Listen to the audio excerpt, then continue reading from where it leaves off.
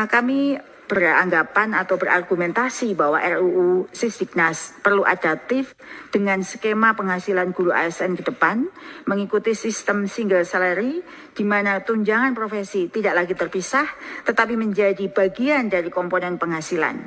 Yang kedua, Bapak Ibu, Kementerian Pendidikan merekomendasikan juga kepada DPR agar TPG besarannya itu bervariasi, minimum 1 kali gaji pokok berbasis kinerja. Jadi, untuk alasan akuntabilitas, tunjangan profesi sebaiknya bervariasi berbasis kinerja dengan besaran minimum 1 kali gaji pokok.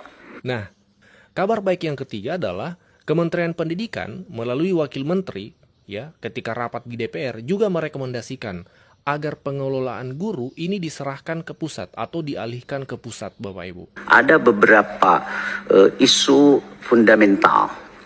Yang pertama adalah pengelolaan dari guru itu.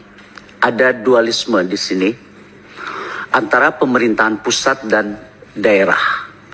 Sehingga terjadi kebijakan yang dalam beberapa hal terjadi kontradiktif.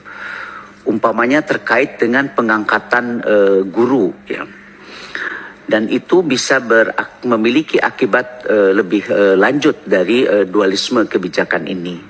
Oleh karenanya, pengelolaan guru itu sebaiknya itu dikelola secara terpusat oleh pemerintah pusat. Itu salah satu isunya. Kan sebenarnya bagaimana grand design tata kelola guru yang seharusnya yang ingin ke arah ke depan kami ingin ini menjadi tertuang dalam satu peraturan, yang mana untuk tata kelola guru dimulai dari pre-service atau prajabatan, kemudian in-service dalam jabatan, dan post-service purna jabatan. Disinilah nanti kita bisa mengelola siapa diatur oleh siapa, begitu Pak Pimpinan. Di sini kalau pre-service dimulai dari perencanaan dan formasi guru, kemudian pendidikan profesi guru, calon guru atau prajabatan, dilanjutkan dengan pengangkatan dan pengadaan guru, kemudian in-service itu adalah ketika guru itu sudah diangkat dan ditetapkan di satuan pendidikan, disitulah dimulai dengan in-service-nya atau dalam jabatan, yang mana di sini pengaturan-pengaturan terkait dengan guru dalam jabatan, antara lain meliputi beban kerja dan layanan pembelajaran, bagaimana pengembangan kompetensinya, bagaimana pengelolaan kinerjanya, penugasan guru, bagaimana penugasan gurunya, bagaimana dengan pendidikan guru dalam jabatan, kenaikan karir, kesejahteraan maupun redistribusi guru. Dan setelah itu ketika dia memasuki masa pensiun, disitulah post-service atau purna jabatan yang dimulai dari MPP atau masa persiapan pensiun dan penetapan pensiun. Bapak Pimpinan, Pak Menteri, Pak Wamen, dan Bapak Ibu yang saya hormati, kami juga sudah menerima kerangka acuan kerja, di mana di situ ada beberapa rumusan permasalahan yang kami akan jawab, yang mana di sini sudah kami identifikasi ada 8 rumusan atau permasalahan yang kami akan melakukan pendalaman. Sebelumnya kami sampaikan bahwa keberlaksanaan undang-undang guru dan dosen yang menjadi topik hari ini, itu kami sudah melakukan gambaran umum secara evaluasinya, yang mana sebenarnya undang-undang ini membawa kemajuan pada pengelolaan guru, namun berbagai persoalan struktural dan operasional masih menghambat pencapaian tujuan peningkatan mutu dan kesejahteraan guru. Kemudian definisi guru selama ini hanya mencakup pendidikan jalur pendidikan formal, sehingga menimbulkan diskriminasi dan menghambat upaya peningkatan mutu dan kesejahteraan pendidik pada jalur pendidikan non formal. Mekanisme rekrutmen, penempatan, pemindahan dan pembinaan belum mendukung pemerataan dan peningkatan mutu secara optimal, terutama karena fragmentasi pengelolaan oleh pusat dan daerah. Afirmasi guru daerah khusus juga belum efektif untuk menarik dan mempertahankan guru. Lalu terdapat kesenjangan regulasi dan disharmonisasi antara Undang-Undang 14 tahun 2005 dengan kebijakan ASN, JF Guru, serta aturan kepegawaian lainnya. Lalu sertifikasi dianggap prosedural untuk mendapatkan tunjangan, bukan instrumen untuk peningkatan profesionalitas. Selain itu, mekanisme yang terpisah dengan pendidikan dan rekrutmen guru menimbulkan inefisiensi. Lalu pengaturan tunjangan profesi berbasis sertifikat, bukan kinerja, kurang mendorong mutu profesional dan pembelajaran, dan tata kelola pembinaan karir belum terintegrasi dengan kerangka pembinaan jabatan fungsional dan pengembangan kompetensi berkelanjutan dan perlindungan pada guru dalam menjalankan tugas profesionalnya masih belum cukup efektif, guru masih menghadapi tekanan politik, kriminalisasi, dan tindak kekerasan.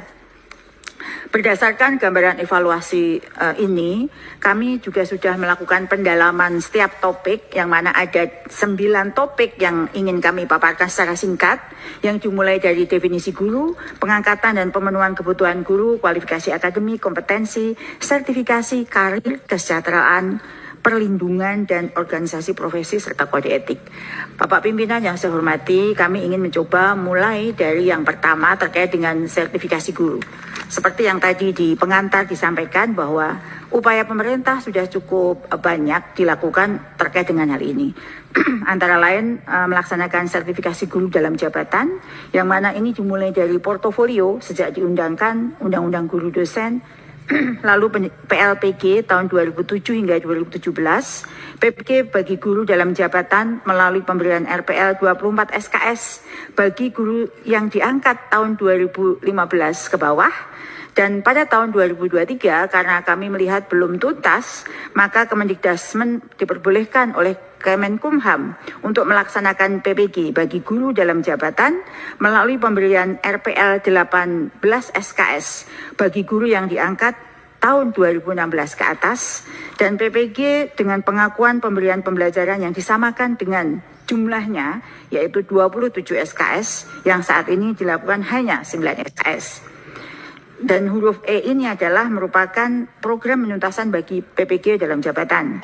Lalu upaya yang lain adalah melaksanakan sertifikasi guru prajabatan atau calon guru melalui sertifikasi bagi guru SD berasrama sudah pernah dilakukan, kemudian basic science berasrama bagi guru IPA, dan PPG guru garis depan bagi guru calon guru yang berpengalaman mengajar pada daerah khusus atau daerah 3T, dan yang ini yang kami sampaikan ini ABC ini dilakukan langsung oleh pemerintah pusat, dan PPG prajabatan yang dilakukan dengan masa tempuh 2 semester dengan jumlah 37 SKS hingga saat ini. Dan terkait dengan kesejahteraan, upaya yang sudah dilakukan saat ini saat ini adalah tunjangan profesi guru diberikan terpisah dari gaji pokok. Besaran TPG sama dengan guru ASN, yaitu 1 kali gaji pokok. Menaikkan besaran TPG non ASN sebesar 500.000 menjadi 2 juta per bulan. Ini sudah diluncurkan oleh Presiden dan dilaksanakan di tahun ini. Harapan ke depan adalah memberikan skema penghasilan yang sama dengan ASN pada umumnya, karena sekarang guru hanya 1 kali gaji, sementara di Undang-Undang ASN ada skema penghasilan guru yang bisa melebihi dari 1 kali gaji tambahannya, sehingga TPG masuk ke dalam komponen penghasilan yang diterima oleh guru. Memberikan TPG sesuai dengan prestasi guru, mendorong Menpan RB dalam penyusunan aturan tunjangan fungsional bagi JF guru, ke depan guru yang telah berserdik sehingga pemberian tambahan penghasilan semakin berkurang, dan seterusnya. Lalu